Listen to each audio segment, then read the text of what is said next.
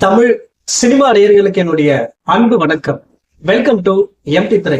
இந்த ஷோல நம்ம என்ன பார்க்க போறோம் அப்படின்னா, இயக்குனர் அரவிந்த் ஸ்ரீனிவாசன் இயக்கத்துல கிஷன் தாஸ், சும்ருதி வெங்கட், ராஜ் ஐயப்பா மற்றும் பலரது நடிப்புல வெளிவந்திருக்கிற திரைப்படம் தான் தருணம். இந்த படம் எப்படி இருக்கு, இந்த படத்தினுடைய கதை என்ன அப்படின்னு சொல்லி பார்க்கலாம் வாங்க. நாயகன் இந்த படத்துல மத்திய ரிசர்வ் போலீஸ் அதிகாரியா இருக்காரு. நாயகன் கிஷன் தாஸ் வந்து பாத்தீங்கன்னா நாயகி சும்ருதி வெங்கட் கூட நட்பா பழகுறாரு. ஒரு கட்டத்துல இவங்க ரெண்டு பேரும் காதலிக்க ஆரம்பிக்கிறாங்க. நாயகன் நாயகி இவங்களுடைய பெற்றோரும் இவங்க கல்யாணம் பண்ணி வைக்கலாம் அப்படின்ற மாதிரி பிளான் பண்றாங்க. ஒரு சில நாட்கள்ல நிச்சயதார்த்தம் இருக்கு அப்படிங்கிற அந்த சூழ்நிலையில நாயகி சும்ருதி வெங்கட் வீட்டுக்கு ராஜ் ஐயப்பா அப்படிங்கிற ஒரு நபர் வராரு. இவர் மர்மமான முறையில இறந்து போறாரு. இந்த பிரச்சனையில இருந்து தன்னுடைய வருங்கால மனைவியை காப்பாத்துறதுக்காக களத்துல இறங்குறாரு நாயகன் கிஷன் தாஸ். இவரு ராஜ் ஐயப்பா மரணத்திலிருந்து தங்கள் மீது எந்தவித சந்தேகமும் வராதபடிக்கு ஒரு சூழலை ஏற்படுத்த முயற்சி பண்றாரு.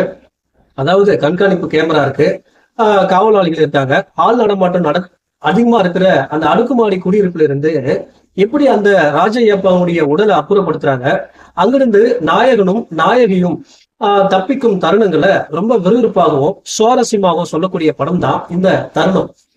அதாவது இந்த படத்துல ஏதோ ஒரு சந்தர்ப்ப சூழ்நிலையில ஒரு கொலை நடந்துருது.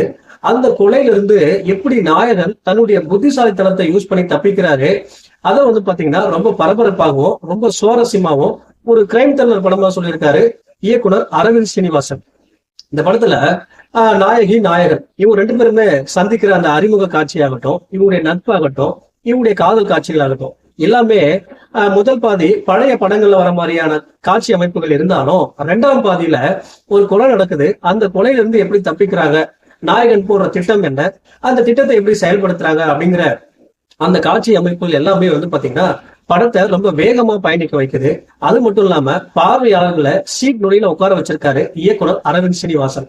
இந்த படத்துல ஒரு கொலை நடந்துச்சு, அந்த கொலையில இருந்து தப்பிக்கிறதுக்கான வழக்கமான நடைமுறைகளை பயன்படுத்துறத தவிர்த்துட்டு ஒரு புதுவிதமான யுக்தியை கையாண்டிருக்காரு இயக்குனர். அந்த யுக்தியை எப்படி செயல்படுத்த முடியும் அப்படிங்கிற கேள்வியை ஆடியன்ஸை கேட்க வச்சிருக்காரு. அது மட்டும் இல்லாம அடுத்து என்ன அப்படிங்கிற சுவாரஸ்யத்தை கடைசி வரைக்கும் கொண்டு போயிருக்காரு. அது இந்த படத்துக்கு மிகப்பெரிய வெற்றியா அமைஞ்சிருக்கு.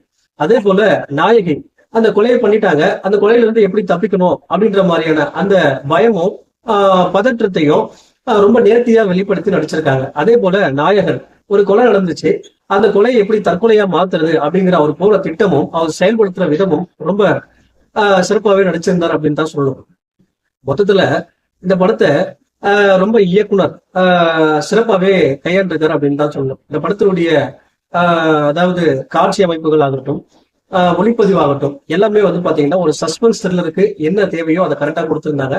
பாடல்கள் கேட்கிற ரகத்துல இருந்துச்சு அப்படின்னு தான் சொல்லணும். இயக்குனர் இந்த படத்தை ஒரு சஸ்பென்ஸ் த்ரில்லருக்கு என்ன டெம்ப்ளேட் இருக்கோ அந்த டெம்ப்ளேட்டை தவிர்த்துட்டு ஒரு வித்தியாசமான முயற்சியை கையாண்டிருக்காரு. அதுல வெற்றியும் பெற்றிருக்காரு அப்படின்னு தான் சொல்லணும். முதல் பாதி பட்ஜெட் காரணமா கொஞ்சம் ஓரளவுக்கு எடுத்திருந்தாலும் இரண்டாம் பாதியில தன்னுடைய பலமான திரைக்கதை யூகிக்க முடியாத சஸ்பென்ஸ் காட்சிகளை வச்சு வேற லெவல்ல கொண்டு போயிருக்காரு. மொத்தத்துல சஸ்பென்ஸ் பிரியர்களுக்கு இது ஒரு வித்தியாசமான திரை அனுபவத்தை கொடுக்கும். இந்த படத்துக்கு நான் கொடுக்குற ரேட்டிங் 5 to 3.5.